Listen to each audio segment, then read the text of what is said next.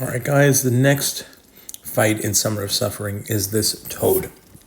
Now, we're going to do the small and controlled denial objective with Viv. The issue with this toad is going to be that he is going to rotate doing specials between rooting you during the special or reverse controls during the special. The other thing that you have to worry about is the prowess. If you get to 10 prowess on Toad, he is going to stun you no matter what. Viv has a nice part to her kit where, one, she doesn't have to parry to get openings, because also your first hit and your parry won't work. Only then it'll go on cooldown and you can do it. And she can, in her kit, if you throw a heavy, you remove prowess. The other thing you could do, which I didn't end up doing because I really was getting a feel for the root evade and the reverse controls evade, which were slightly different than usual, and I'll let you know that in a second. But the root evade on the special one, very easy. But you could, in theory, go to special 3 with Viv, and then when she has her fury from the special 3, she will be immune to reverse controls. But what I found is at the beginning, when I have the reverse control portion in, it's a strange scenario, because normally what happens when I do reverse controlled specials, I will counter in reverse control, like I will evade in reverse controls and counter in regular controls. In here, I'd counter in reverse controls normally. Here I have to do basically 3 of the same dashes, because 2 of them are in reverse, and then it goes right back into regular controls in order to counter. So that is something that is different, or at least for me, that's how it felt.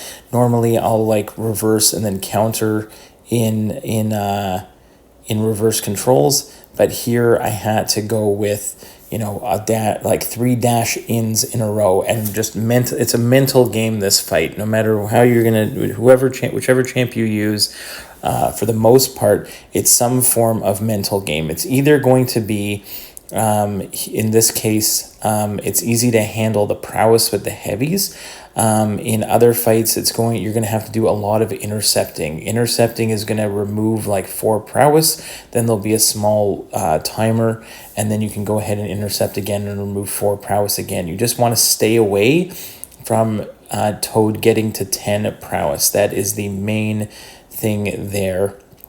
And big warning, as you get to the end of the fight, if you have the assassin masteries, when you get to 18% and you heal block him, you're also going to trigger like a reduced ability accuracy. And there's a node that if you prevent his regen from applying in any way, so like a regular heal block doesn't, but reduced ability accuracy will.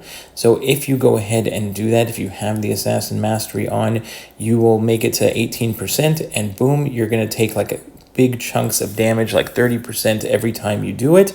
And it is going to be a massive pain in the butt. It's going to be the same for Viv. It's going to be the same for Deathless Vision.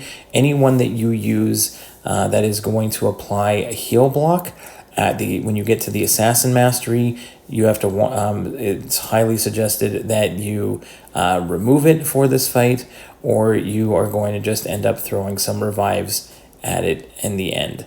So that is my warning there. When you get to the last 18%, please be careful of that, because you don't want to do the entire fight like I did on my main account, where I did the entire fight with Viv and then got to the very end, and all of a sudden I start dying and had no clue what was going on until I looked into it to figure out that it was a mastery issue, and then I could go on to my other account here and get the solo to get you a video up. But at least it's happened to me, and hopefully it does not happen to you. So be careful of that, and you can get yourself that small and controlled denial objective.